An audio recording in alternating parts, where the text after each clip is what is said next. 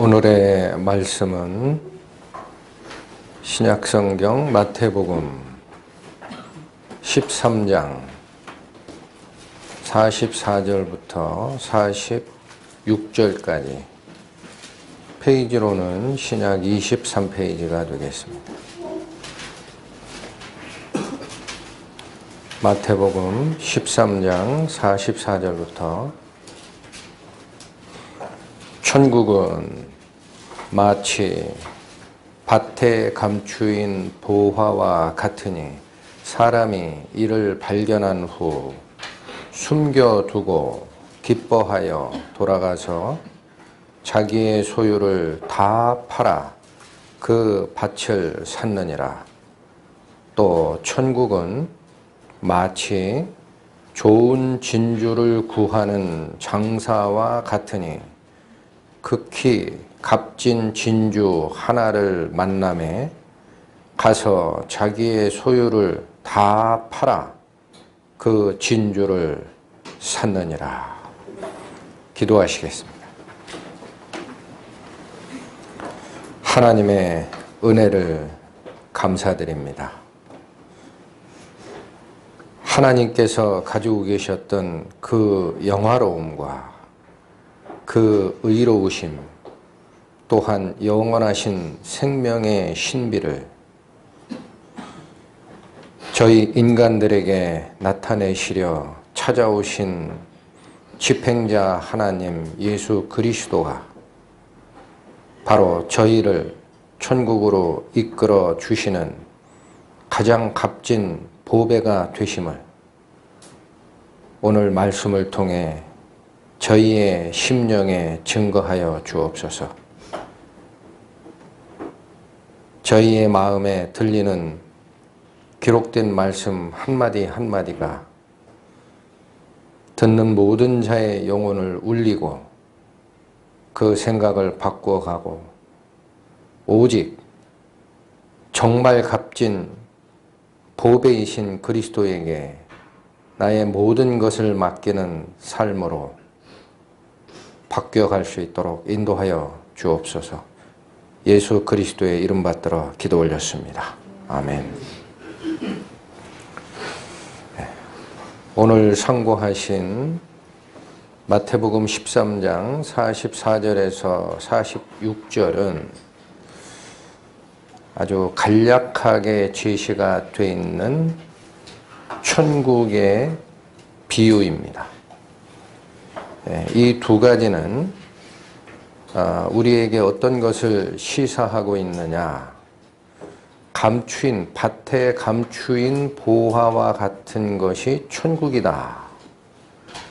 그리고 이 보화, 감추인 보화를 발견한 자는 그 보화를 그대로 두고 가서 자기 소유를 다 팔아 그 밭을 산다라는 표현을 하시고 계시고, 45절에 있는 좋은 진주를 구하는 자는 우연이기보다 본인이 의지를 가지고 찾았던 자입니다.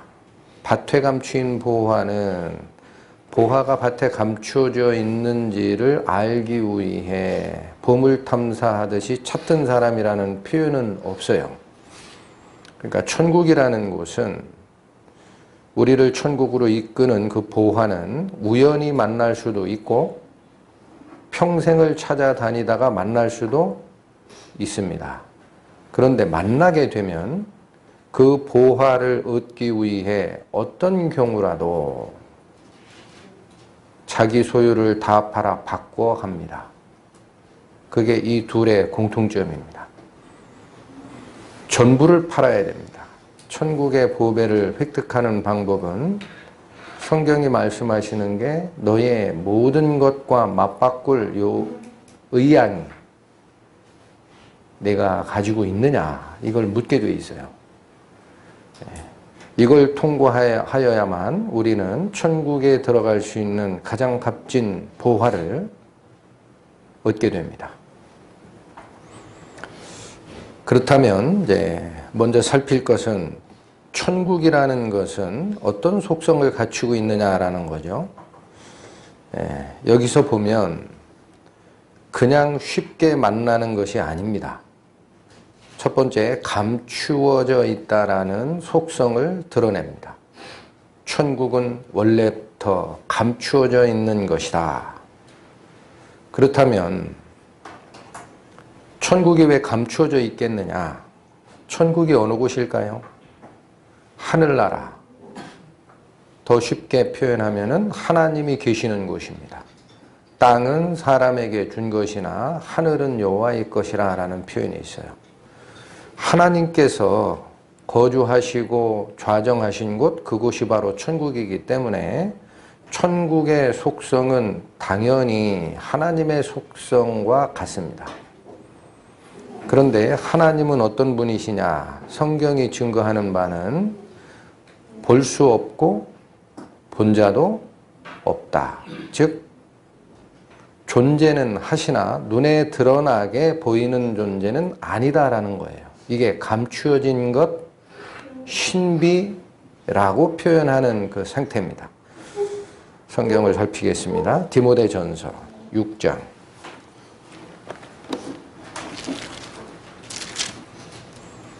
페이지로 신약 341페이지 디모데전서 6장 15절과 16절.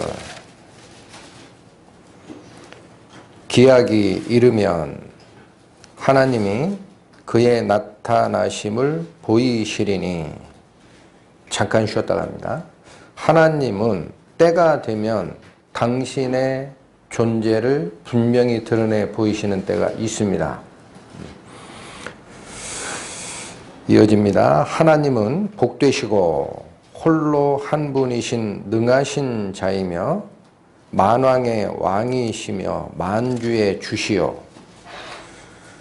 하나님의 속성들이 나옵니다. 하나님은 복의 근원이십니다. 그리고 유일하신 분이시고 전능하신 자이시고 모든 통치권의 맨 위에 계신 분이에요. 16절 오직 그에게만 죽지 아니함이 있고 가까이 가지 못할 빛에 거하시고, 중요한 성절 나옵니다. 아무 사람도 보지 못하였고 또 볼 수도 없는 분이십니다. 이게 감추어져 있는 하나님의 속성이라는 거예요. 그에게 존귀와 영원한 능력을 돌릴지어다. 아멘. 왜 보이지 아니하는 하나님에게 영원한 능력을 돌려야 할까요? 이유는 고린도후서 4장 18절로 제가 기억이 됩니다. 우리가 바라는 것은 보이는 것이 아니요 보이지 않는 것이다 라고 사도 바울이 증언을 하고 있어요. 이유가 뭔지 아느냐? 보이는 것은 잠깐이요 보이지 않는 것은 영원하기 때문에 그러하다라고 증언을 합니다. 하나님께서 만약 보이는 존재라면 물질이 시간이 가면서 사라지듯 하나님의 영광마저도 시간이 가면서 사라질 수밖에 없어요. 그러나 하나님은 그러한 영광이 아닌 영원한 영광, 생명의 근원이시기 때문에 눈에 보이는 물질적 존재의 차원을 훨씬 뛰어넘으신다는 거예요. 그러하므로 디모데전서 6장 16절 후반에 뭐라고 이 저자가 얘기를 합니까? 볼 수도 없고 본 자도 없으니 그에게 존귀와 영광을 영원한 능력의 그 영광을 돌려라 라고 끝맺고 있습니다. 로마서도 한번 갑니다. 로마서 1장 240페이지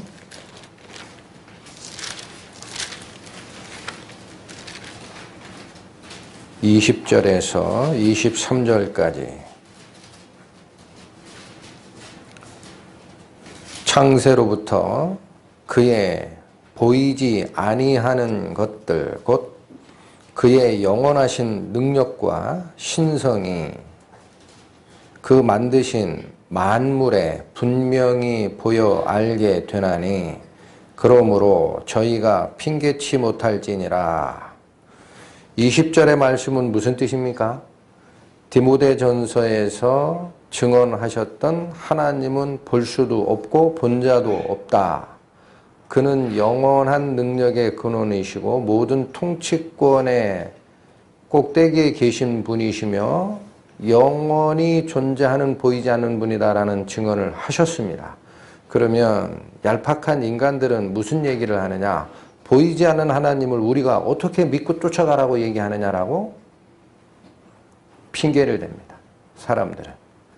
그런데 여기 증언의 말씀은 무슨 뜻입니까? 창세 때부터 세상을 만들던 그 시점부터 하나님의 보이지 않는 영원하신 능력과 신의 성품이, 그건 안 보이거든요, 원래. 영원하신 능력과 신의 성품이 그 자체가 보이지는 않으나, 그러나 그 보이지 않는 영원하신 능력과 신성이 어디에 드러나게 돼 있다라는 겁니까?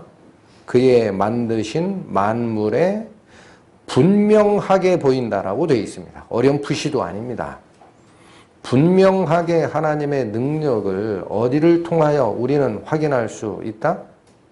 그의 만드신 바 창조 세계를 통하여 분명히 알 수 있다. 그러니 나는 보이지 않는 하나님, 당신이 나에게 증거한 적이 없으니 나는 당신 안 믿은 죄가 없습니다. 그런 핑계 절대 될 수 없다. 그런 얘기입니다. 좀 더 읽겠습니다. 21절 하나님을 알되 하나님으로 영화롭게도 아니하며 감사치도 아니하고 오히려 그 생각이 허망하여지며 미련한 마음이 어두워졌나니 스스로 지혜 있다 하나 우준하게 되어 21, 22절이 얄팍하게 자기 눈에 보이는 존재로만 하나님을 이해한 자들이 생각하는 생각들이에요. 하나님을 그런 차원의 존재로 이해를 안 하기 때문에 자기 지혜가 있다라고 생각하고 생각을 하나 하나님을 어느 수준으로 끌어내립니까? 23절입니다.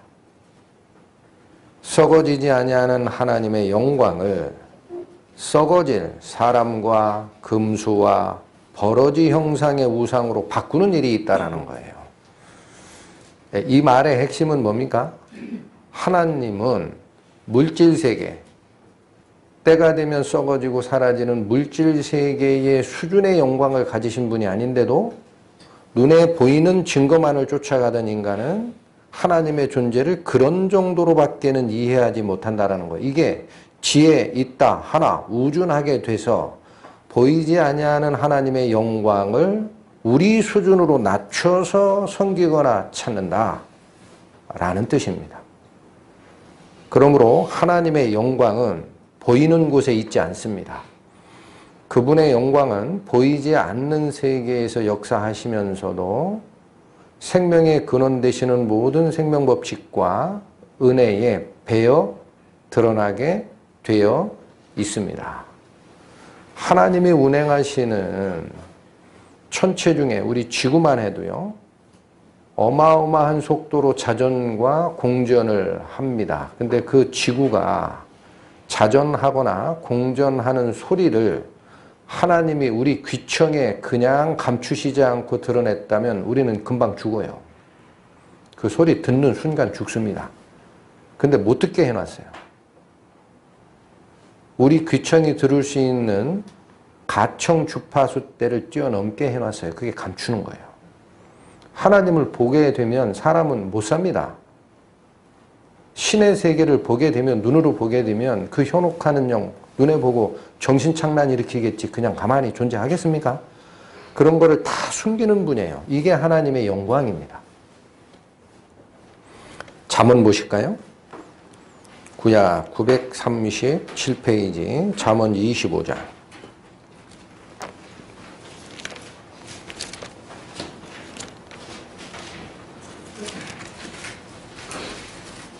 잠언 25장 2절.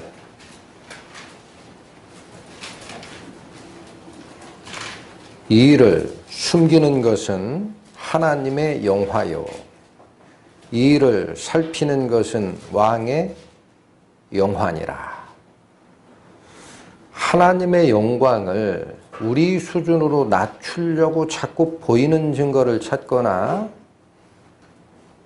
하는 것은 썩어지지 아니할 하나님의 영광을 썩어질 사람과 금수와 버러지의 우상으로 만드는 잘못입니다. 하나님의 영광을 끌어내리지 말라는 뜻이에요. 이게 하나님이 보이지 아니하는 영화입니다. 그러나 그 하나님의 영화로움을 살펴서 존재한다. 하나님의 영화로움이 미치지 않는 것이 없다라는 것을 드러내는 일은 하나님의 통치 권한을 위임받은 인간의 최고봉인 왕이 하는 영화입니다. 보이지 아니하는 하나님의 영화를 사람들은 무시하면 안 되는 거예요. 그 통치 권한을 위임받은 왕은 반드시 그 하나님의 일을 살펴 존재하시는 분이요 라고 드러내는 게 또 그 자들의 영광입니다. 이와 같이 성경이 얘기하는 바는 하나님은 보이지 아니하는 분이시고 우리 물질세계의 차원을 훨씬 초월하시는 영화로운 분이시다라는 것을 증언을 합니다. 그런데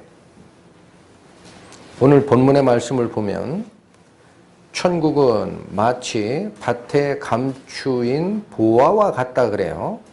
그리고 그 어떤 사람이 이 보화를 발견하게 된다 그래요. 그렇게 되면 자기의 모든 소유를 팔아서 그 보화를 얻기 위해 값을 지불할 것이다 라고 합니다. 밭에 감추인 보화가 사람이 재주가 좋아서 발견했을까요? 어떻게 발견하게 됩니까? 천국은. 보화가 자기 자신을 드러냅니다. 이게 그 가르침입니다. 오늘 깊게 상고할 겁니다. 하나님은 원래 보이지 않는 영화의 세계에 계셨지만 그리고 그 밑에서 모든 생명과 복과 질서와 화평을 주관하시는 분이셨으나 인간들이 그걸 이해를 못하는 거예요. 그러면 하나님께서는 우리 인간을 그토록 사랑하시기 때문에 이제는 당신을 드러내 보이게 창세전부터 계획하신 게 있습니다. 그렇게 발견되는 겁니다. 누굴까요? 하나님의 그 영광스러움을 드러내는 존재? 그분이 바로 3차원 인간 세계에 오셔서 하나님의 영광을 집행하는 일을 수행하셨던 성자 하나님 그리스도입니다. 그걸 드러내 보이시려고 오시는 분이에요. 살핍니다. 요한복음 1장. 신약 142페이지입니다. 요한복음 1장 17절, 18절.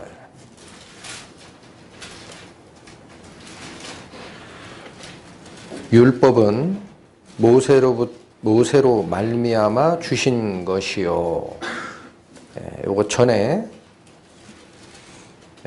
분명하게 지난주쯤인가 한번 살폈습니다. 율법이라는 것은 뭐라 그랬어요?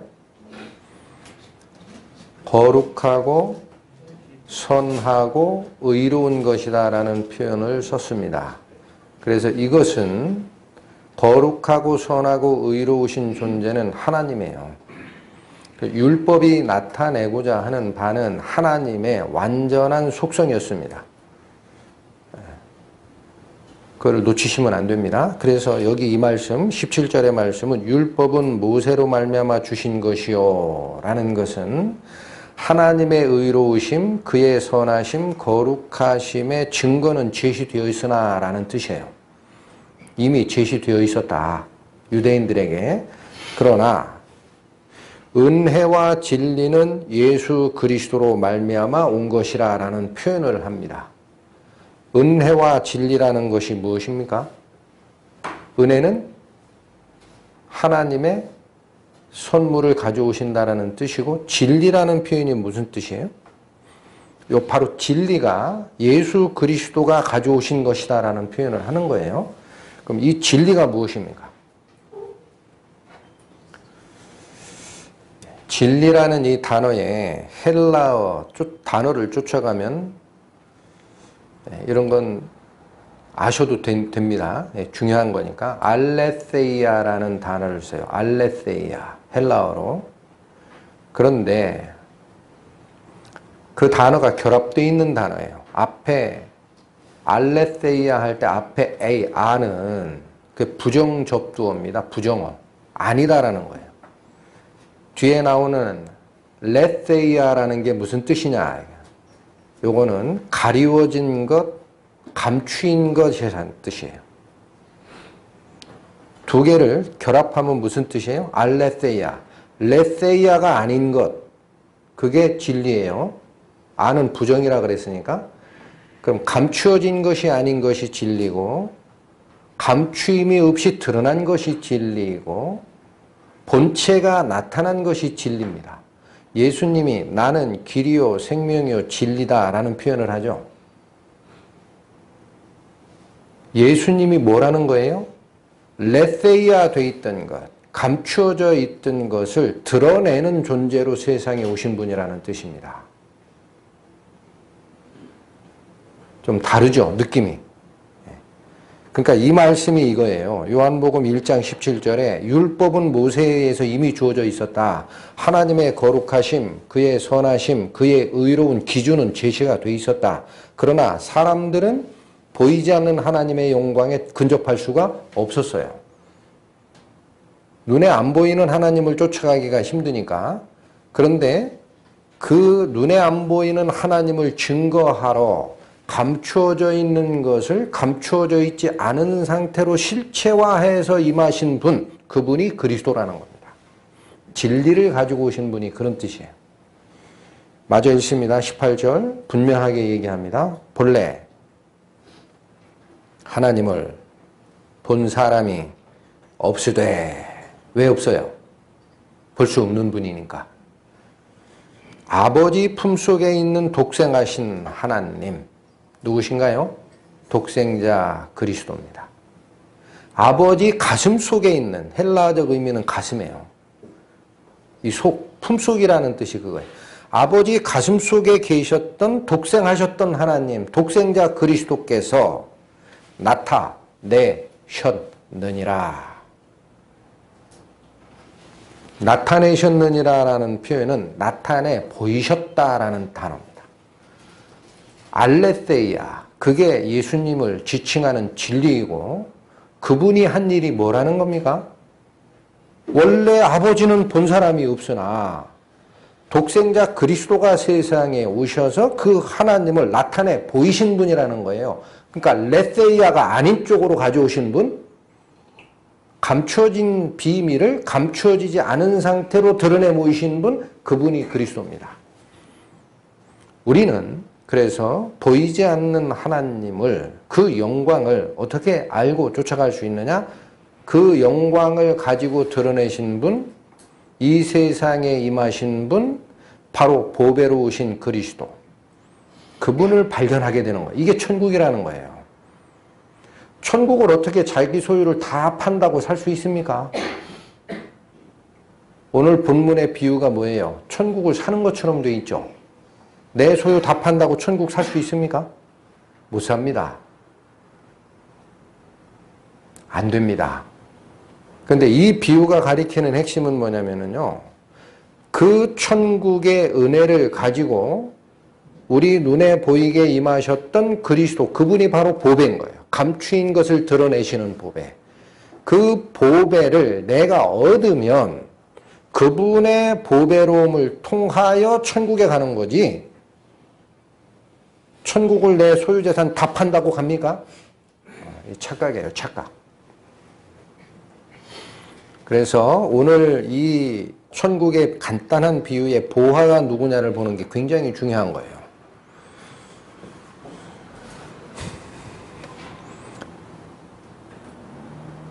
자, 요한복음 14장으로 갑니다.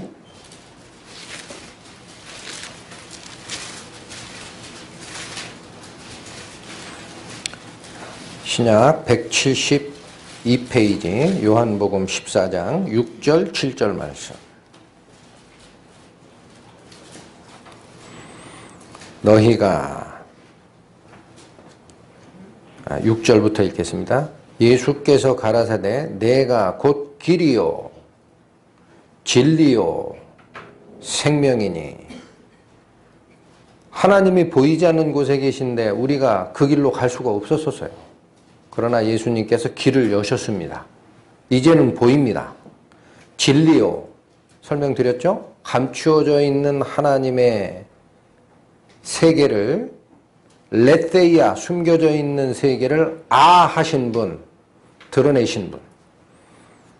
이게 진리입니다. 또 생명입니다. 그분에게만 천국의 생명이 허락됩니다. 나로 말미암지 않고는 아버지께로 올 자가 없느니라. 이 선언을 하신 뒤에 7절. 너희가 나를 알았다면 내 아버지도 알았으리로다. 이게 무슨 말이에요? 예수님을 알았다면 성부 하나님도 알았을 거다라는 거죠. 왜 그렇습니까? 나와 아버지는 하나이니라 라는 말씀이 이걸 증언합니다. 아버지를 아는 것은 아들을 아는 것이고 아들을 알게 되면 아버지를 알게 된다라는 뜻인데, 이어지는 말씀이 이제부터는 너희가 그를 알았고 또 보았느니라. 예수님 본 자는 하나님 봤다라는 거예요. 아니 왜요? 그게 어떻게 가능합니까? 그분이 곧 감추어져 있는 하나님의 영광을 가지고 오신 알레세이아니까, 드러내신 분이니까. 이걸 이해를 못하고 빌립이 8절에 뭐라고 그래요? 빌립이 가로되 주여 아버지를 우리에게 보여 주옵소서 그리하면 족하겠나이다. 왜 엉뚱한 얘기를 또 하는 거예요? 제자들은 이해를 못한 거예요. 그러니 9절에 또다시 말씀하십니다. 예수께서 가라사대 빌립아 내가 이렇게 오래 너희와 함께 있으되 네가 나를 알지 못하느냐? 나를 본 자는 누구를 보았거늘? 아버지를 보았거늘 어찌하여 아버지를 보이라 하느냐? 감추인 보화가, 천국이 감추어져 있는 것인데 그 감추어져 있는 영광과 생명과 길과 은혜를 우리가 찾을 수 있는 형태로 드러내는 보화가 누구신지 놓치시면 안 됩니다. 이분이 바로 그리스도십니다. 이 부분은 조금 더 살피겠습니다. 골로새서 2장 신약 325페이지입니다. 골로새서 2장 1절부터 3절 325페이지. 내가 너희와 라오디게아에 있는 자들과 무릇 내 육신의 얼굴을 보지 못한 자들을 위하여 어떻게 힘쓰는 것을 너희가 알기를 원하노니. 자, 요 1절은 골로새 지역에 서신서를 쓰고 있는 바울이 골로새 지역에 있는 사람과 그 근처 라오디게아 교회에 있는 사람들과 혹은 바울을 한 번도 대면하지 못했던 사람들을 위해서라도 열심을 내는 이유가 있고 그걸 너희가 알고 있다. 알기를 원한다. 왜 내가 이렇게 열심 내는 줄 알겠니? 라는 것이 1절이면 2절이 본론입니다. 이는 그렇게 열심 내는 이유가 하나가 있다라는 거예요. 이는 저희로 마음의 위안을 받고 사랑 안에서 연합하여 원만한 이해의 모든 부요에 이르러, 원만한 이해의 모든 부요에 이르러 라는 말은 무슨 뜻이에요? 원만하다라는 게 뭡니까? 거침이 없는 거죠.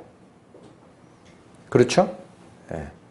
원만하다라는 것은 거침이 없는 거예요. 그래서 원만한 이해의 모든 부유에 이르렀다라는 이 말씀은 다른 번역본에 보면은 확실한 깨달음이 충분히 너희에게 다다라서라고 번역이 되어 있어요. 거침이 없는 깨달음이 있어서라는 거예요. 원만한 이해의 모든 부유에 이르러라는 표현은 그런 깨달음이 와서 하나님의 비밀인 그리스도를 깨닫게 하려고 내가 열심내는 거야. 그런 얘기를 하신 거예요. 그리스도를 여기 뭐라고 증언하십니까? 하나님의 비밀이라고 합니다. 근데 우리말에 비밀이라는 표현을 쓴 이것은 비밀이라는 표현보다는 신비라고 번역하면 더 적합한 단어입니다. 비밀, secret, 이거는 허가된 자 외에는 못 보게 되어 있는 게 비밀이죠. 완전히 접근 금지가 되는 것이 비밀이에요. 그러나 신비라는 미스테리, 헬라어가 미스테리로 되어 있어요. 신비라는 것은 뭐예요? 접근 금지가 나은 게 아니고 우리의 능력이 부족해서 알지 못하는 것일 뿐 접근 가능한 겁니다. 하나님이 그런 존재라는 거예요. 우리가 능력이 부족하고 이해가 부족하고 하기 때문에 이해가 안 되는 신비로운 분이지만 접근 금지되어 있는 건 아니에요. 알기를 원하십니다. 하나님을 알기를 원하세요.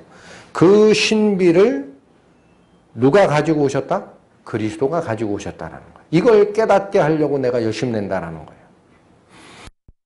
거예요. 그 안에, 어디 안에? 예수 그리스도 안에 지혜와 지식의 모든 무엇이? 보화. 오늘 마태복음 13장에 있었던 천국은 감추인 보화. 이제 점점 드러납니다. 누구를 지칭하는지 연결고리가 연결되시나요? 그리스도 안에 모든 지혜와 지식의 보화가 감춰져 있다는 말씀을 사도 바울께서 증언을 하신 거예요. 그런데 이분이 곧 생명의 근원이시고 하나님의 지혜이셨고 하나님을 우리가 알 수 있도록 드러내는 신비의 존재였다면 구약 성경에 설명이 돼 있었겠죠. 잠언으로 갑니다. 잠언 2장 911페이지입니다.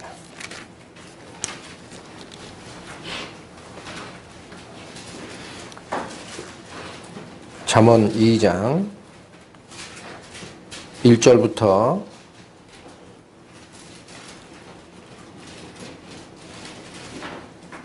5절까지 말씀. 내 아들아, 네가 만일 나의 말을 받으며 뭐를 받으라고 하죠? 말. 나의 계명을 네게 간직하며. 이런 문장들은 성경에 반복구라고 얘기를 합니다. 반복해서 강조하는 거예요. 그러니까 앞에 있는 나의 말이 뒤에 다시 나오는 나의 계명과 거의 같은 위치라는 거예요. 그런데 이제는 단순히 받으라 그러지 않고 내게 어찌하라? 간직하라. 이 간직하라라는 히브리어 동사는 뜻을 쫓아가 보면은요, 감추라는 거예요. 참 신기해요. 하나님의 계명을 감추라고? 그게 무슨 뜻일까? 하고 봤더니 보물을 간직하다라는 뜻이 또 하나가 있어요. 그러니까 이해가 됐어요. 아, 그냥 내가 가진 물건들 귀중하지 않은 건 책상에도 올려놓고 이게 아무데나 놓고 있죠. 그러나 정말 귀중한 건 어떻게 해요? 이 속에다 싹 숨기잖아요. 누가 가져갈까 봐. 중요한 보물 집에 아무데나 놓습니까? 아닙니다. 금고 속에 숨깁니다. 아무도 뺏어가지 못하게. 그 뜻이에요. 하나님의 계명을 그렇게 간직하라라는 거예요. 그렇게 하며 2절 내 귀를 지혜에 기울이며 내 마음을 명철에 두며. 자, 이제는 살짝 그 설명이 바뀝니다. 처음에는 나의 말, 나의 계명. 그러더니 이제는 뭐라고 하십니까? 지혜와 명철에 너희의 귀도 주고 마음도 주라는 거예요. 지혜와 명철로 바뀝니다. 그리고 3절, 4절은 태도예요. 태도. 어떻게 그것을 쫓아갈 거냐라는 태도인데 3절 지식을 불러 구하며 명철을 얻으려고 소리를 높여라. 그냥 찾는 게 아니에요. 이 사람 어떻게 찾는 거예요? 불러 구하라. 이것도 소리 지르라는 뜻이고요. 뒤에 소리를 높이며라는 것은 딴 사람 눈치채지 말고 통곡해서라도 불러내라라는 거예요. 이렇게 구하라. 4절 은을 구하는 것 같이 그것을 구하며 감추인 보배를 찾는 것 같이 그것을 찾으면 은을 구하는 것 같이 귀중한 것을 찾듯이 구하고 감추인 보배를 찾듯이 찾으라. 오늘 마태복음 13장에 있었던 천국의 비유에 감추인 보화를 찾는 자와 값진 진주를 구하는 자가 있었죠. 그렇게 찾으라는 거예요. 하면 5절 여호와 경외하기를 깨달으며 누구를 알게 됩니까? 하나님. 그러니 잠언이 얘기하는 지혜와 명철의 근본은 누구를 지칭하는 겁니까? 세상 지혜가 아닙니다. 하나님입니다. 하나님. 하나님을 알게 된다는 거예요. 그렇게 구하면. 왜? 그분이 감춰진 존재니까. 자, 이게 더 명확하게 드러나는 곳이 잠언 8장입니다. 917페이지 잠언 8장 1절부터 4절까지 지혜가 부르지 아니하느냐 명철이 소리를 높이지 아니하느냐 그가 길가의 높은 곳과 사거리에 서며 성문 곁과 문 어기와 여러 출입하는 문에서 불러 가로되 사람들아. 누가 부르는 거예요? 지혜와 명철이. 사람들아 내가 너희를 부르며 내가 인자들에게 소리를 높이노라. 잠언 2장에는 누구에게 내린 지침이었습니까? 사람들에게 내린 지침이었어요. 내가 다시 볼까요? 여기 잠깐 잡으시고 잠언 2장 3절 지식을 불러 구하라.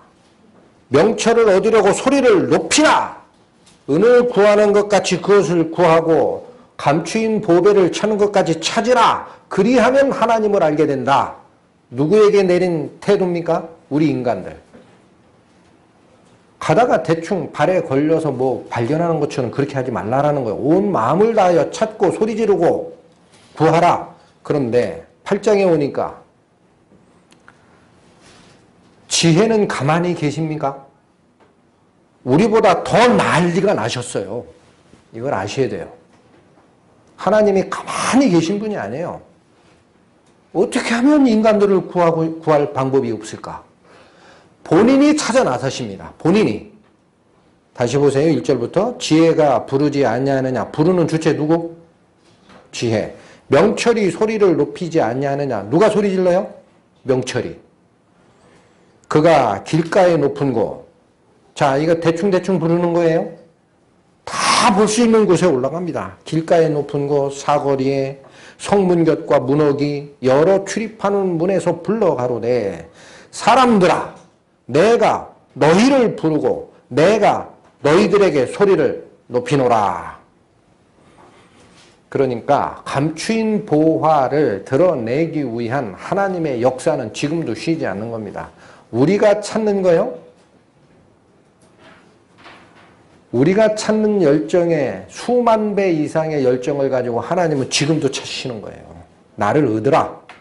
가만히 있지 말고 너희가 가고 있는 그 길, 사망의 길이야. 나를 얻어야 생명을 얻어. 사람 다니는 곳이면 어디든지 문옥이나 성문 곁이나 출입하는 문에서 제일 높은 곳에서 소리를 질러 가로되 나를 들으라.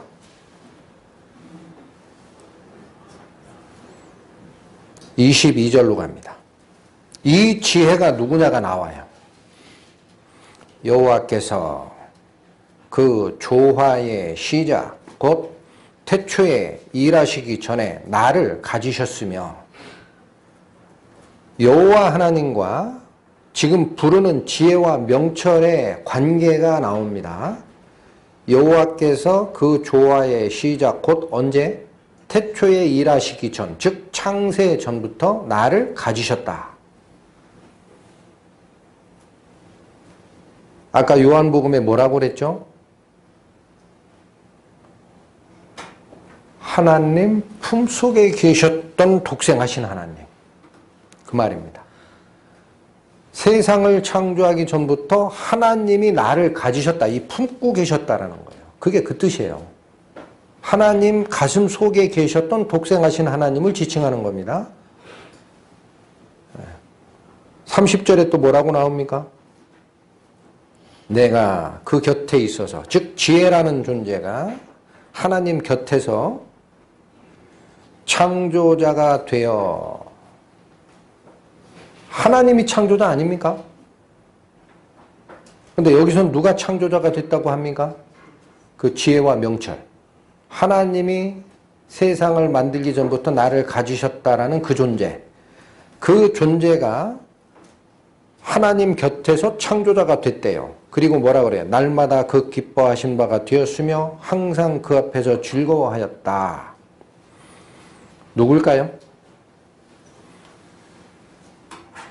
잠언 2장에서는 나의 말을 들으며 그렇게 시작했죠.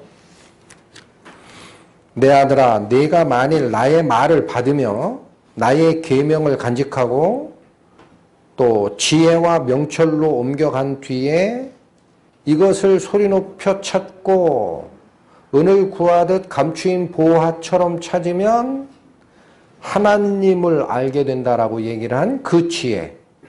이 지혜가 창조자가 됐었고 그 지혜는 창조 전부터 하나님의 속에 계셨던 분이고 하나님의 기뻐하신 바가 됐다라는 표현을 씁니다. 그런데 이것을 요한복음 1장에서는 뭐라고 정리를 해 주셨어요?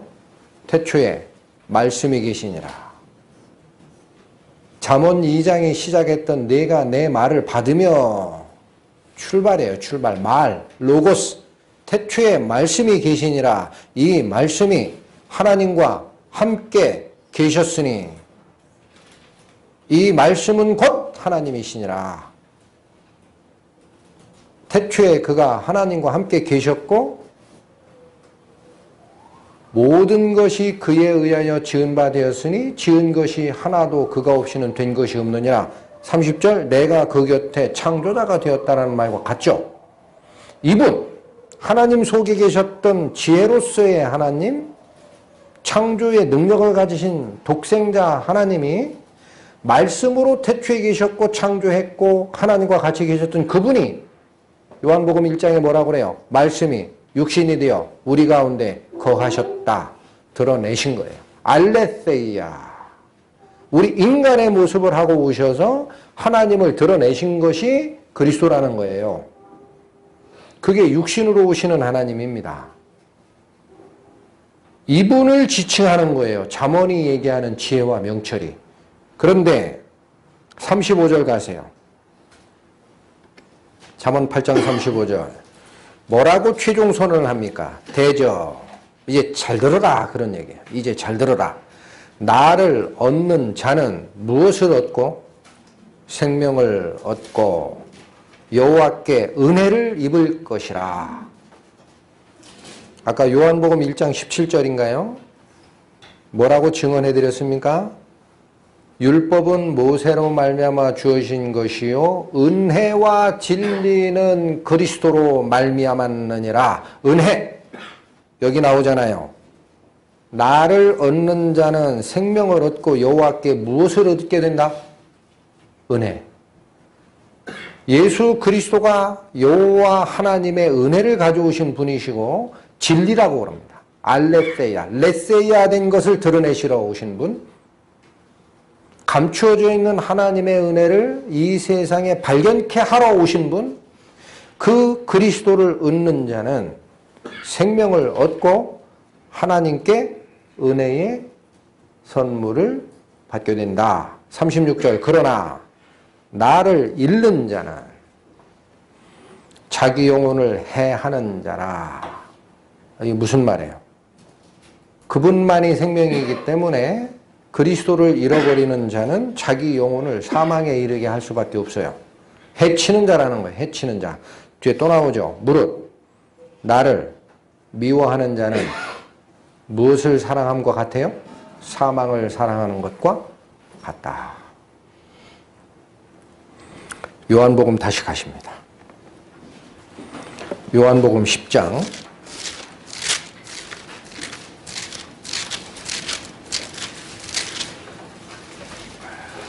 신약 163페이지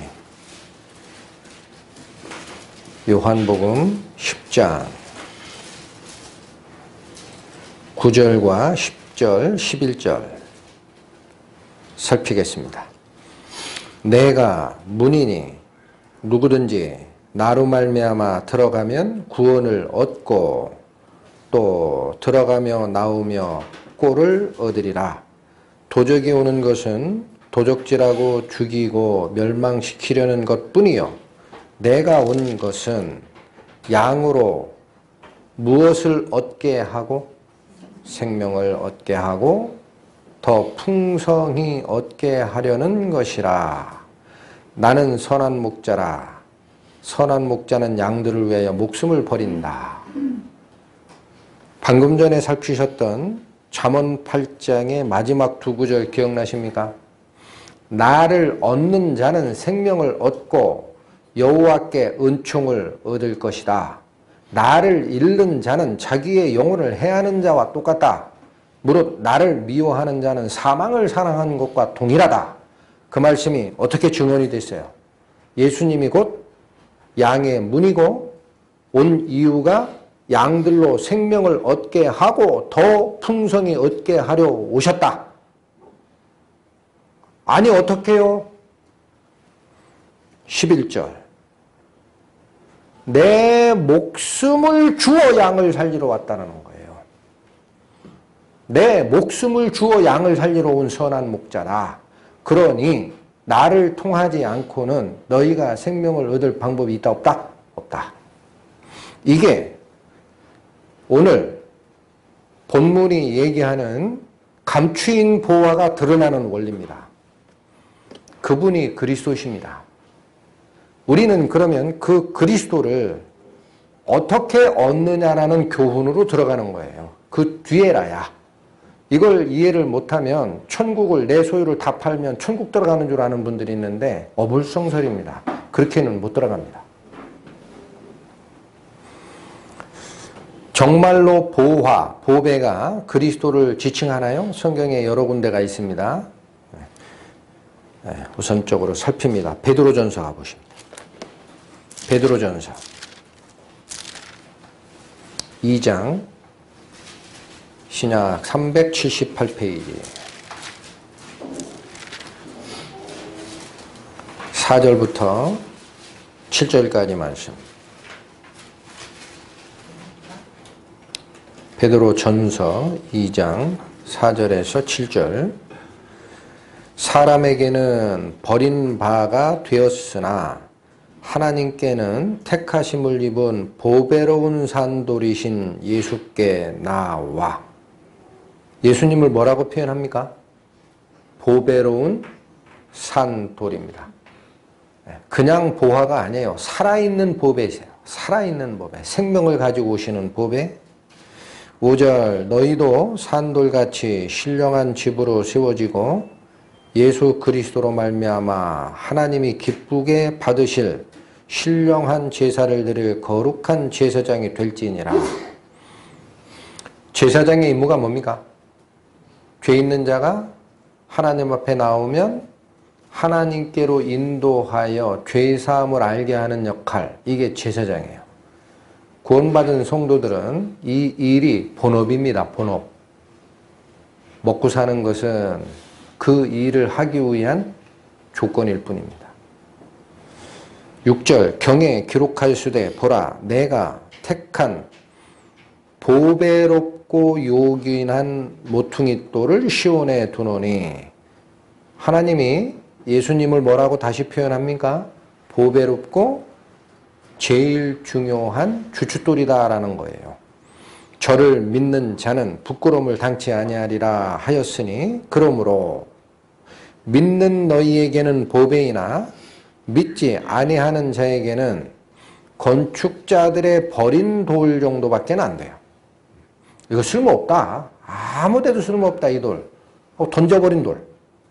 믿는 자에게는 보배로운 돌이시나 믿지 아니하는 자에게는 아무 쓸데없는 거예요. 예수 그리스도는. 그 2000년 전에 왔다가 죽은 갈릴리 그 청년 그 무슨 의미가 있느냐 이러죠.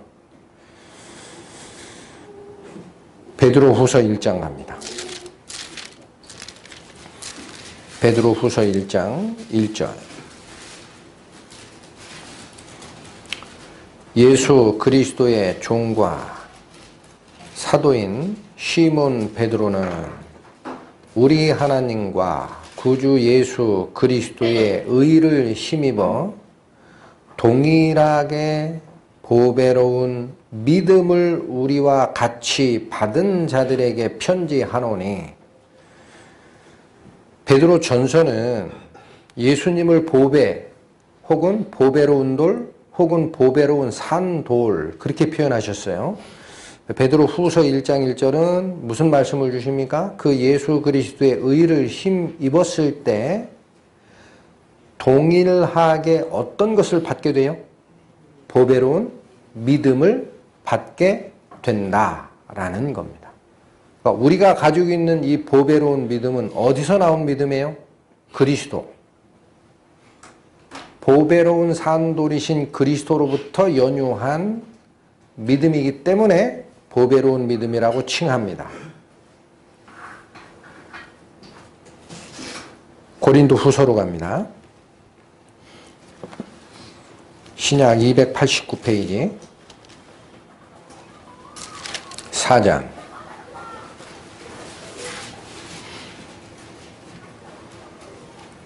6절에서 7절 말씀. 고린도 후서 4장 6절에서 7절. 어두운 데서 빛이 비추리라 하시던 그 하나님께서 예수 그리스도의 얼굴에 있는 하나님의 영광. 이 표현 잘 생각하세요. 원래 하나님의 보이지 않는 영광이 있었죠. 썩지 아니하는 하나님의 영광을 썩어질 사람과 금수와 버러지 형상의 우상으로 만들었다라는 표현 기억하시죠? 하나님의 보이지 아니하는 영원하신 능력과 신성의 그 영광이 어디에 있다고요?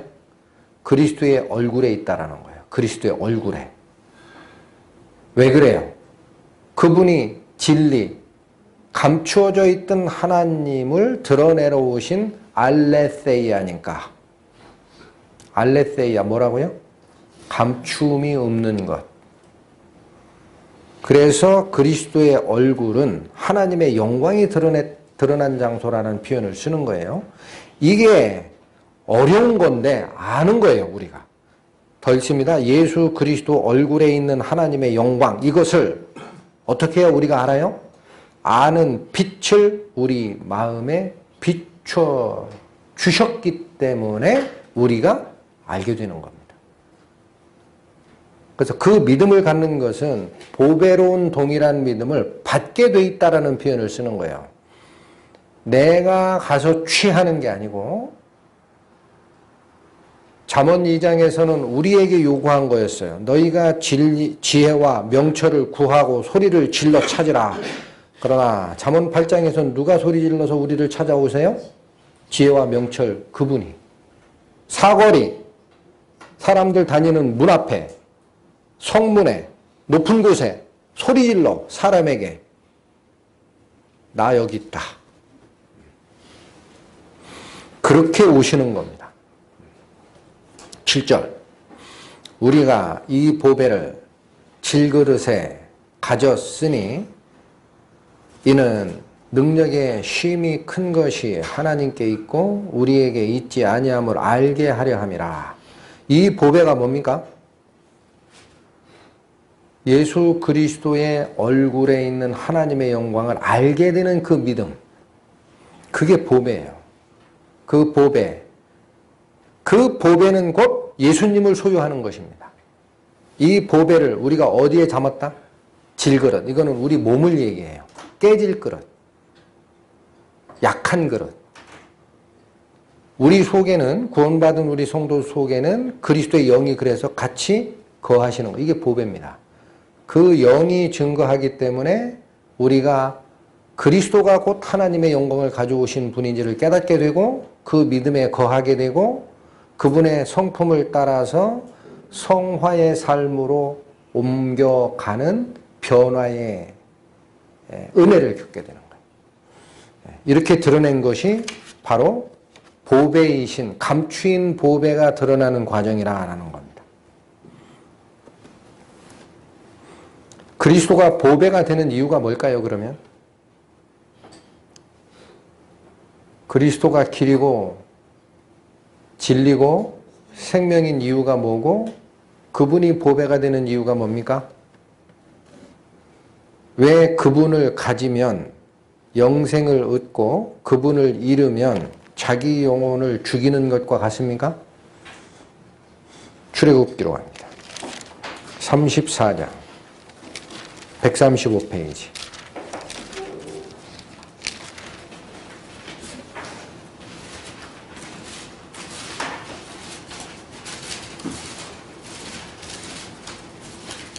육 절 7절의 말씀 6절만 살피겠습니다. 여호와께서 그의 앞으로 지나시며, 이 그는 모세입니다.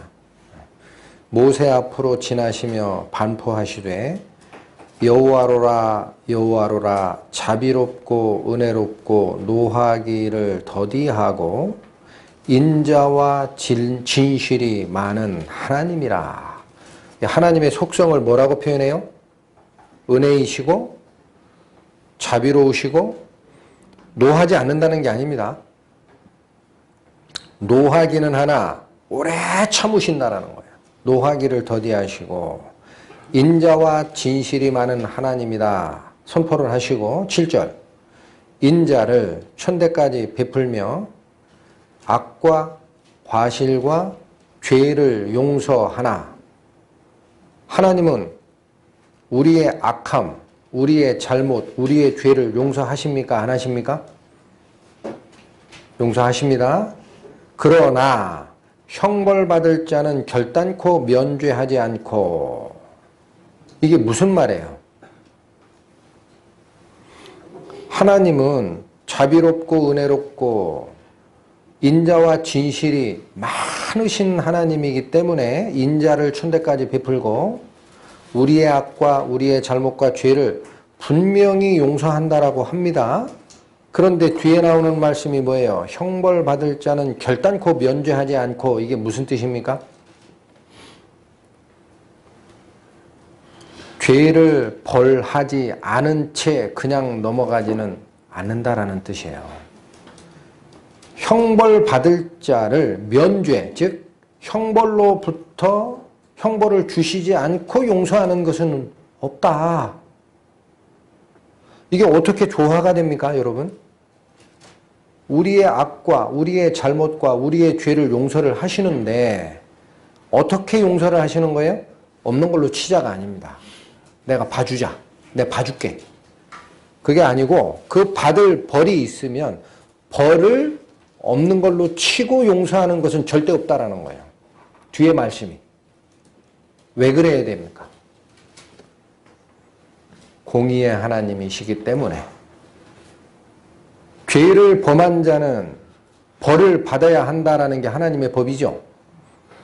그러면 그 하나님의 공의가 있는데 용서라는 하나님의, 자비라는 하나님의 성품이 작동되기 위해 자비의 속성이 오실 때 하나님의 공의의 속성은 밑으로 내려가느냐라는 거예요. 그러면 하나님은 자비의 하나님, 용서의 하나님은 되시나 무슨 하나님은 포기하신 거예요? 공의의 하나님은 포기하시는 거예요. 그럴 수 없다라는 겁니다. 하나님은. 용서를 하시되 하나님의 공의에 의하면 벌 받는 것을 없는 걸로 치자라고 하고 용서하는 건 없다라는 거예요. 이게 참 하늘의 영적 세계에서 풀 수 없었던 신비이고 오묘한 문제였어요. 그걸 하나님이 하시는 거예요. 어떻게 하십니까? 원래는 누가 벌을 받아야 돼요? 죄진 자. 근데 죄진 자를 용서하려고 그랬더니 공의의 속성이 들어오는 거예요. 죄지면 벌 받게 돼 있는 게 공인데, 그리고 벌을 주려고 그랬더니 어떻게 돼요? 이미 죽어버리면 지옥 가죠. 죄를 지은 벌이 뭡니까? 사형이거든. 그럼 지옥 가잖아요. 그럼 용서 안 된 건데?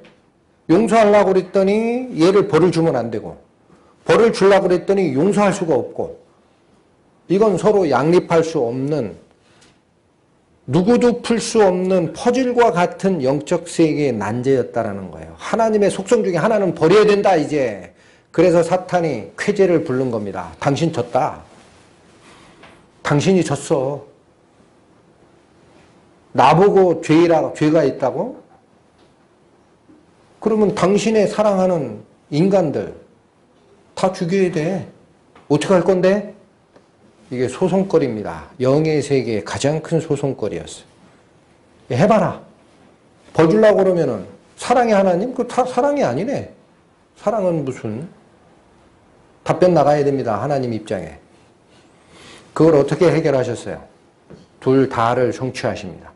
이게 은혜가 하나님의 공의를 없이 하지 못하는 이유입니다. 둘 다를 가지고 성취하시는 거예요. 율법의 요구, 의로워야 한다는 요구, 공의로워야 한다는 그 요구가 1.1핵도 무시되거나 없어지지 않는 거예요.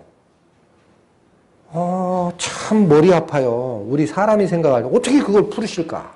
어떻게 푸십니까?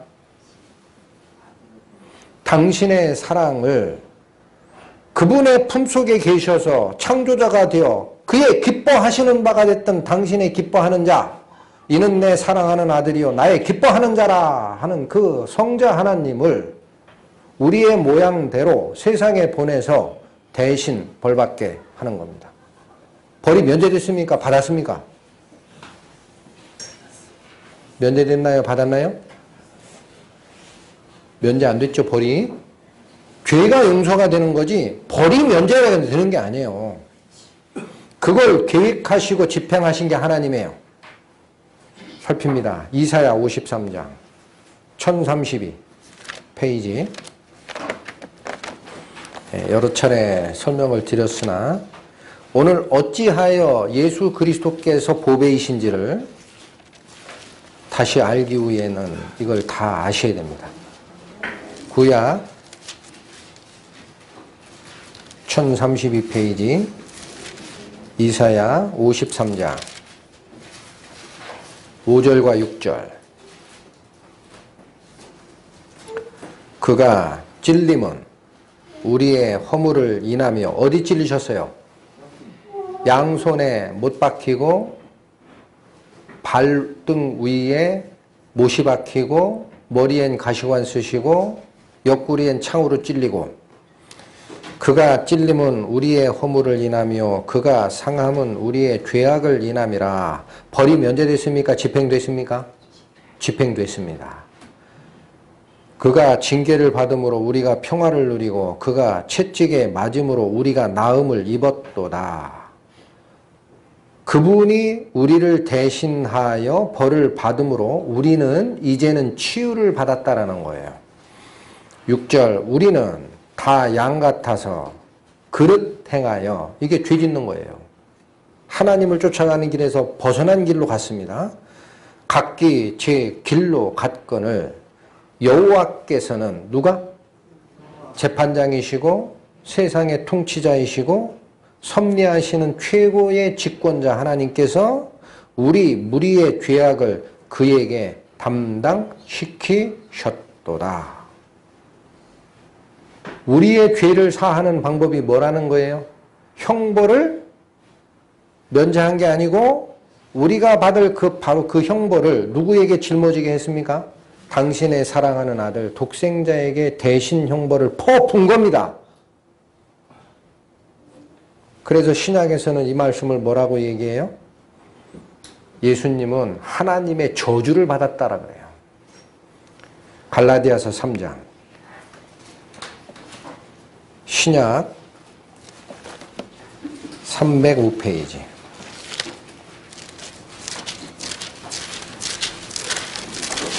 갈라디아서 3장 13절. 그리스도께서 우리를 위하여 저주를 받은 바 되사 율법의 저주에서 우리를 속량하셨으니. 여러분, 그리스도가 십자가에 달려 돌아가시는 의미는 여러 가지가 있습니다. 가장 우선적으로 우리가 놓치면 안 되는 의미는 뭡니까? 내가 죽어야 하는 형벌을 그리스도가 대신하여 죽으신 거예요.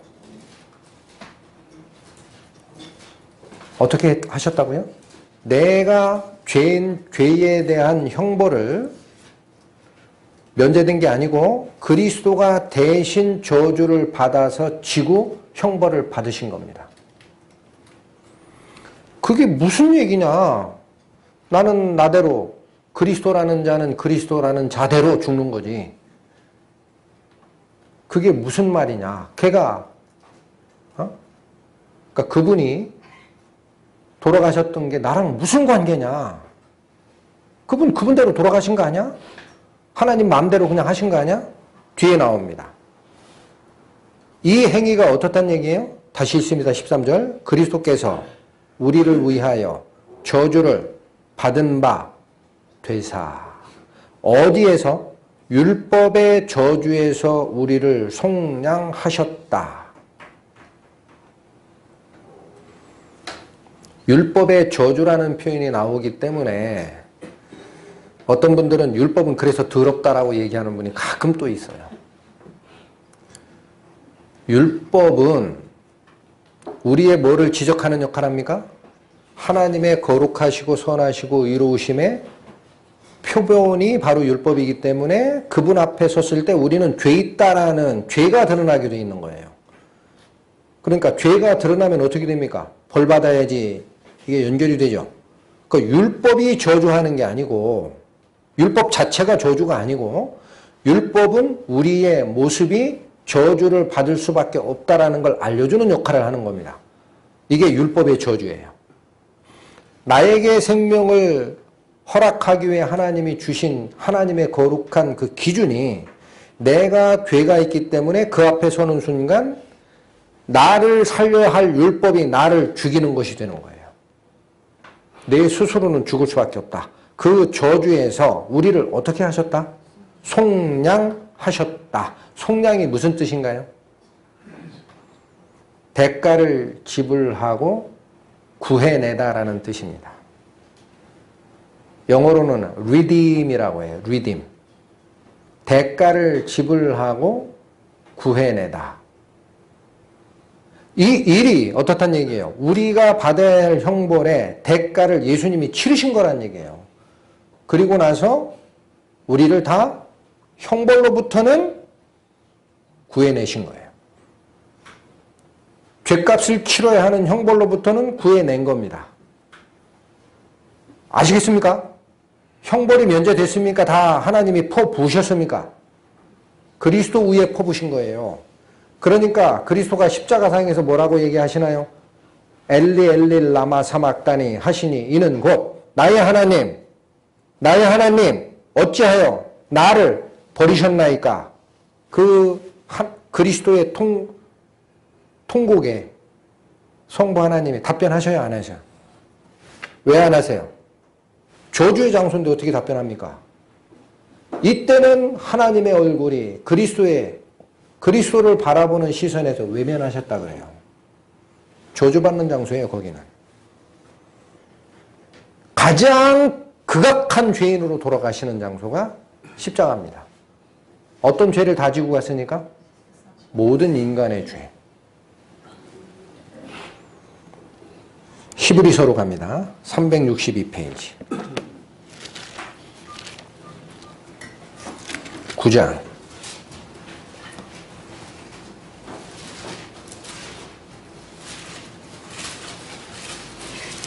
19절, 22절 살핍니다.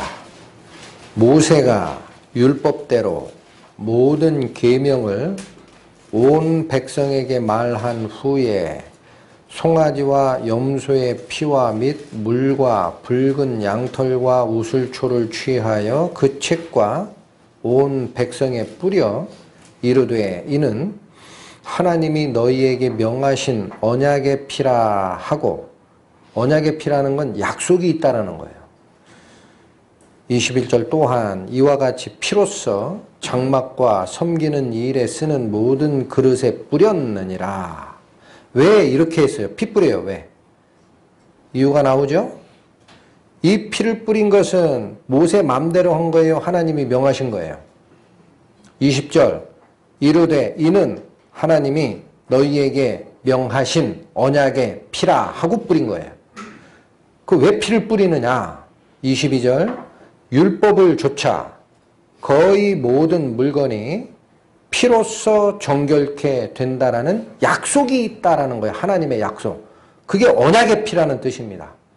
그렇게 하면 죄가 사함을 받는다라는 하나님의 약속이 들어가 있는 피의 언약이 있다.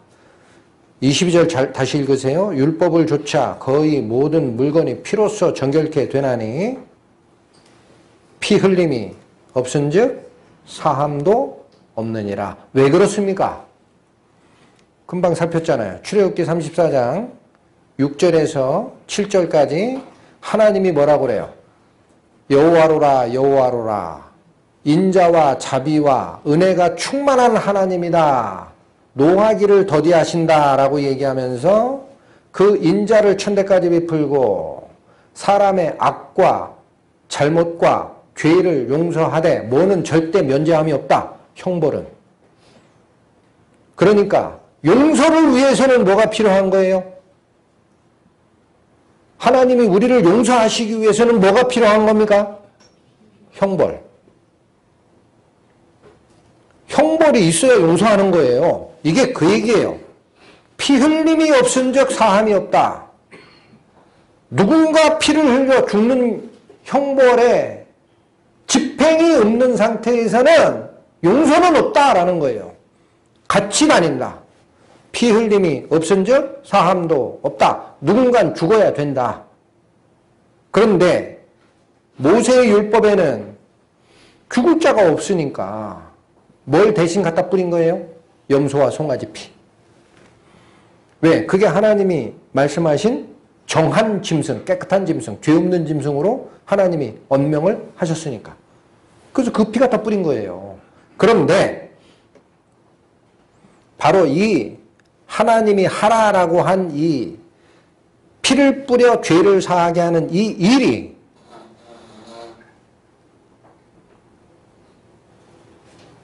진짜였을까요? 23장부터 나옵니다. 23절부터. 잘 읽으십시오. 이제는 자, 여러분 잠깐만요. 진리, 진실, 알레세이아. 레세이아가 아닌 것. 레세이아가 벗겨진 것. 가리움이 없이 드러난 것. 그게 진리고 예수님이에요. 구약에 얘기했던 이것이 레세이아였다라는 거예요. 레세이아. 아직 가려져 있는 것. 나옵니다. 23절부터 잘 보십시오. 그러므로 하늘에 있는 것들의 모형이라고 그랬죠. 이게 진짜예요? 카피예요. 카피예요. 카피. 짝퉁. 우리 얘기하면 짝퉁 상품. 모양은 냈어요. 그래서 그러므로 하늘에 있는 것들의 모형은 이런 것들로 정결케 할 필요가 있었다라는 거예요. 이게 하늘에 있는 모형이 뭘까요?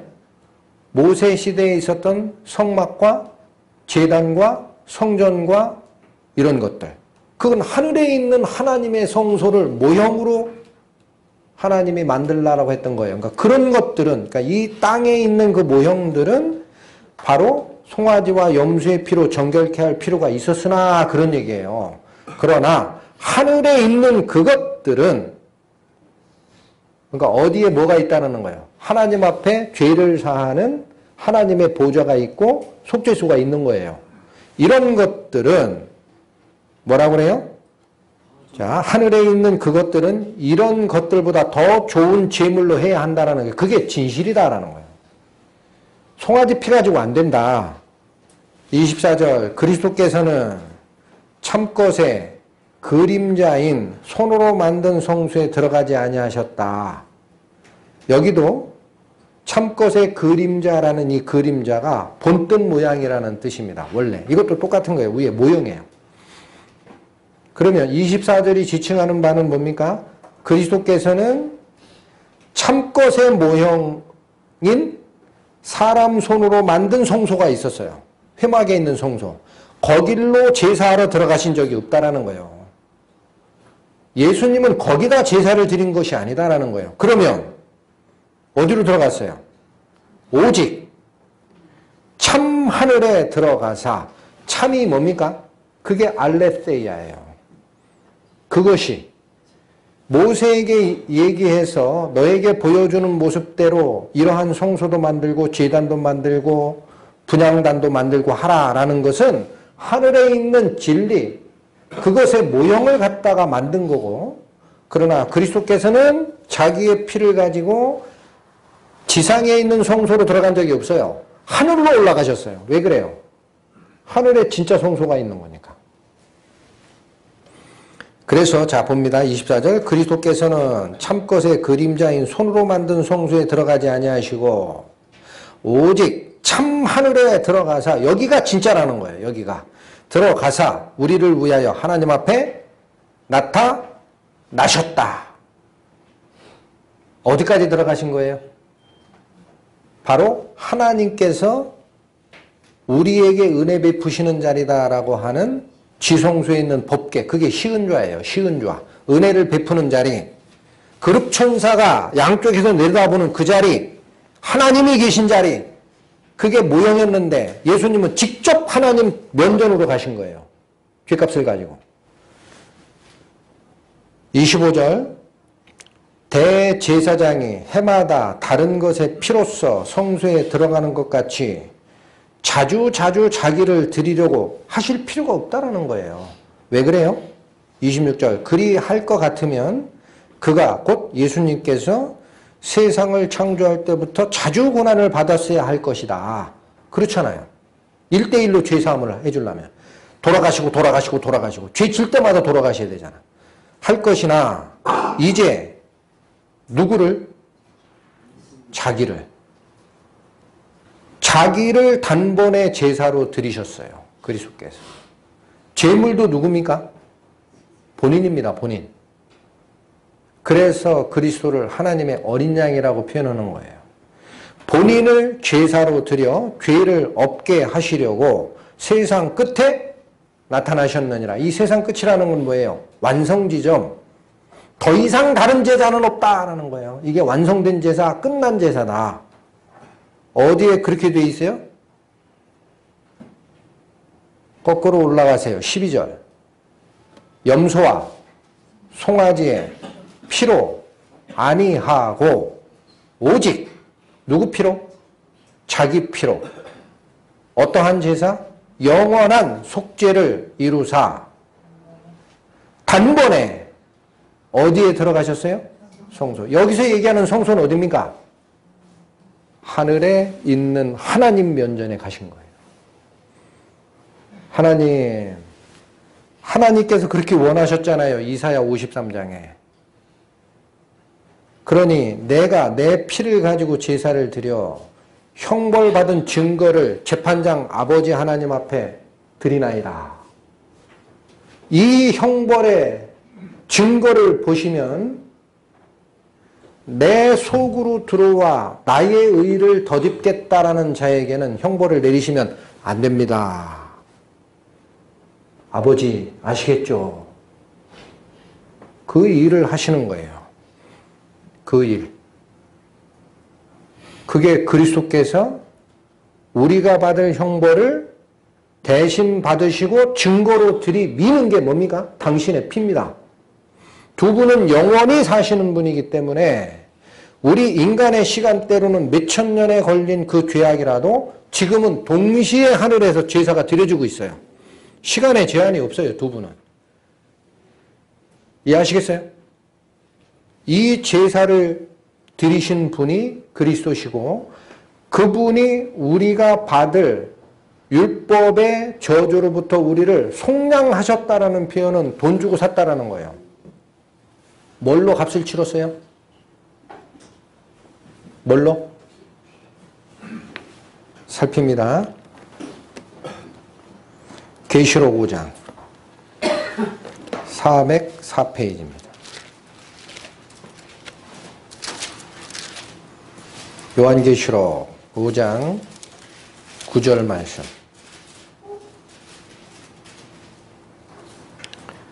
새 노래를 노래하여 가로되 책을 가지고 그 인봉을 떼기에 합당하시도다. 일찍 죽임을 당하사. 누구예요? 예수님이에요. 각 족속과 방언과 백성과 나라 가운데서, 이 말은 온 세상 사람들 전부를 그런 뜻이에요. 말도 다르고 혈족도 다른 그런 사람들 전체를 그런 얘기예요. 가운데서 사람들을 뭐로 사서? 피로 사서 하나님께 드리셨다. 그게 값을 주고 하나님의 저주, 율법 앞에 드러나는 저주에서 우리를 구해내셨다라는, 율법의 저주로부터 우리를 속량하셨다라는 뜻입니다. 그리스도께서 속량하신 그 피의 값은 하나님께서 세상을 창조할 때부터 언제 끝날지는 모르나 인간이 다 삶을 마감하는 그 시점까지가 세상이라면 이 중에 어느 하나 빠진 죄값이 있습니까? 성경이 얘기하시죠. 그는 우리만 위할 뿐 아니요 온 세상의 죄를 위하심이라. 값이 부족한 게 있습니까? 이제 중요한 질문이 드러납니다. 하나님 편에서는 그리스도께서 바친 형벌의 증표가 온 세상의 죄악을 100만 번 사하시기에도 충분해요. 의심하지 마세요. 100만 번, 몇억 번을 사하시기에도 충분합니다. 하나님의 보시기에 그 피의 값은. 중요한 질문을 하셔야 돼요. 나는 어떻게 하면 그 법의 속으로 들어갑니까? 오늘 본문이 얘기하는 바가 그겁니다. 오늘 본문이. 내가 값을 치르고 천국을 직접 들어가는 길은 없어요. 그런데 뭐를 발견합니까? 감추어져 있던 법에 하나님의 그 능력과 보이지 아니하는 영원하신 능력과 신성의 세계, 감춰져 있던 법에 이를 감추시는 것은 여호와의 영화요 이를 살피는 것은 왕의 영화니라. 감춰져 있던 하나님의 진실을 알레세이아 하러 오신 분, 드러내러 오신 분 그리스도. 그분이 바로 감추인 보배를 우리 눈에 띄게 하는 그 보배입니다. 그리스도가. 어떻게 하면 그 보배를 내가 소유할 수 있습니까? 어떻게 하면? 그게 오늘 본문의 핵심이에요. 우연히 가다 밭에 감춰진 보화를 찾은 자이든 평생을 쫓아다니면서 값진 진주를 구하던 자이든 그걸 나의 것으로 얻는 과정에선 모든 걸 팔았다라는 거예요. 말씀 앞에 그대로 순종하십시오. 하나라도 남기면 안 됩니다. 그리스도를 내가 받기 위해 하십니까? 하나는 남겨도 되지 않나? 남기지 마세요. 자기의 모든 소유를 바로 그분의 생명과 맞바꾸는 거예요. 괜히 옆에 숨기려고 하다가 지옥 가지 마시고, 잘 들으세요. 나의 모든 것을 내놓을 때 하나님 앞에 내 양심 속에서 하나님, 저는 죽을 수밖에 없는 죄인입니다. 그러나 당신이 나를 위해 대신 돌아가셨으니 나의 모든 생명을 그 생명과 맞바꾸겠습니다. 내가 죽고 그리스도 안으로 내가 피하겠습니다. 라는 결정이 하나님 앞에 있었어야 합니다. 그걸 요구하는 거예요. 오늘 본문이. 다 팔아라. 마음을 둔 게 있으면 하나님이 안 오십니다. 너 아직 값 못 치렀어. 너 네 마음대로 내 은혜를 마음대로 끌어가려고 하지? 그건 네 생각이야. 그렇게는 얻지 못해. 성경이 얘기하는 비밀입니다. 그리스도의 은혜를 내 걸로 만들고자 하는 자는 성경이 얘기합니다. 찾습니다. 누가복음 14장 120페이지.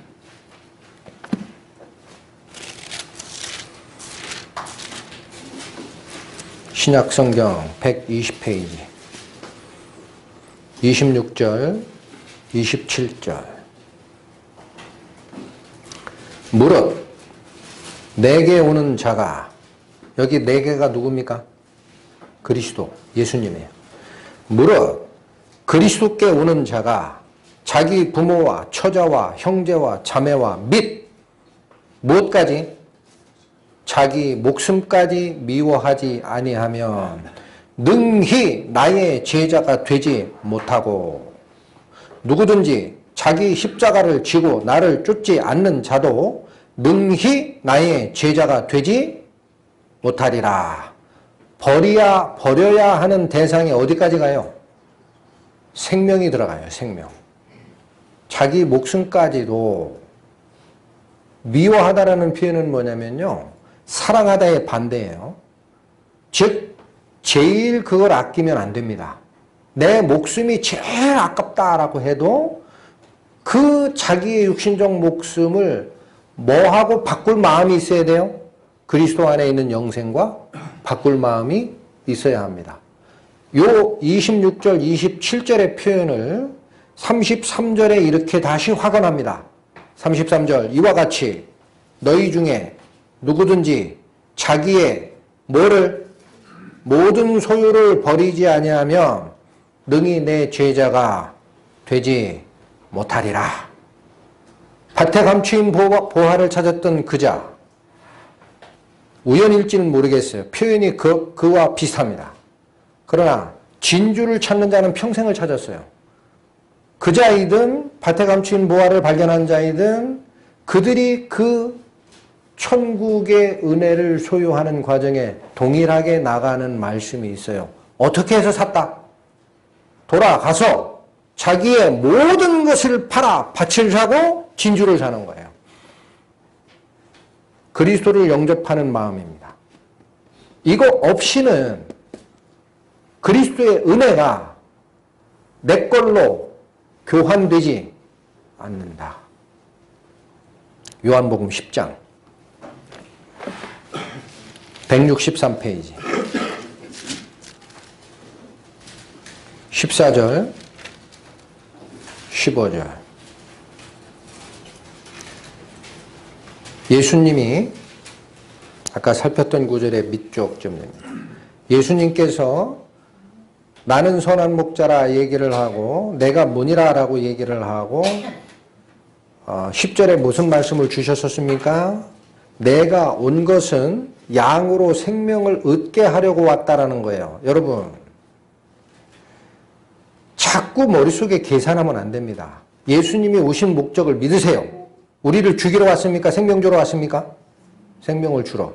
그리고 더욱 풍성에 얻게 하려는 것이 예수님이 오신 목적이라는 거예요. 그리고 11절에 내 목숨을 버린다라고 돼 있죠. 그런데 14절, 15절에 보면 이 말을 다시 얘기합니다. 나는 선한 목자라 내가 양을 알고 양도 나를 아는 것이 아버지께서 나를 아시고 내가 아버지를 아는 것과 같다라는 거예요. 그러니까 이렇게 되어야 예수님의 양이 됩니다. 이 말의 의미를 놓치시면 안 됩니다. 나는 선한 목자라 내가 양을 알고 양도 나를 아는 단계가 아버지께서 나를 아시고 내가 아버지를 아는 것과 같은 단계라는 거예요. 그러면서 무슨 얘기를 해요? 나는 양을 위하여 목숨을 버리노라. 그러면 우리가 그 생명을 얻으려면 뭘 버려야 됩니까? 내 목숨 버려야죠. 그리스도가 우리를 아버지 하나님께 이끌고자 뭐를 버리셨어요? 당신의 생명을 내놨잖아요. 그럼 나는 그 그리스도 속에 있는 보배로운 영생을 내 걸로 만들기 위해서 나는 뭐를 내야 됩니까? 내 목숨 버려야죠. 어떤 목숨? 육체적 목숨. 이 세상에서 그렇게나 가지고 가려고 그랬던 숟가락, 깡통, 담요 가지고는 하나님 나라에 못 가는 거예요.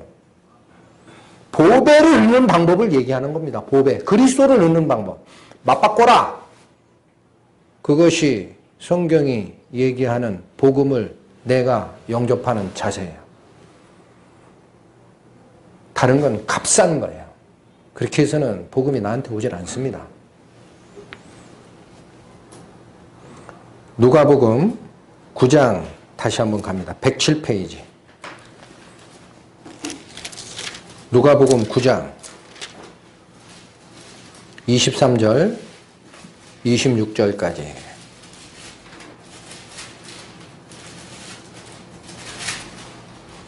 또 무리에게 이르시되 아무든지 나를 따라오려거든 자기를 부인하고 날마다 제 십자가를 지고 나를 쫓을 것이니라. 누구든지, 잘 들으십시오. 육체적 생명에 눈 돌리고 세상의 권세 잡은 자 마귀가 꿰는 그 생명, 거기에 꼬투리 잡히지 마시라는 거예요. 24절 누구든지 제 목숨을 구원코자 하면 잃을 것이요 누구든지 나를 위하여 제 목숨을 잃으면 구원하리라. 사람이 만일 온 천하를 얻고도 자기를 잃든지 빼앗기든지 하면 무엇이 유익하겠느냐. 이게 누구의 말씀? 보배이신 그리스도가 요구하는 말씀이에요. 아유, 어떻게 그까지 해 내가. 26절 누구든지 나와 내 말을 부끄러워하면 나 그렇게는 못하겠소 하면 인자도 자기와 아버지와 거룩한 천사들의 영광으로 올 때 그 사람을 부끄러워하리라.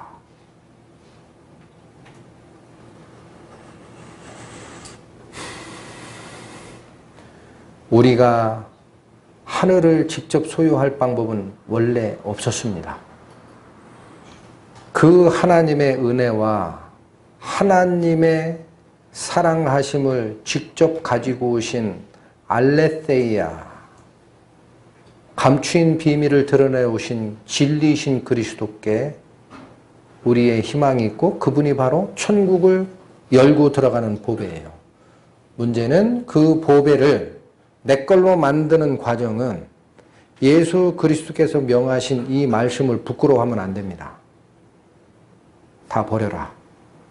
너희의 그 구차한 생명 버려라. 그것이 내 속에 있는 영생과 맞바꾸는 방법이니라. 오늘의 마태복음 13장 천국의 비유가 짧지만 지시하는 바는 바로 이거였습니다.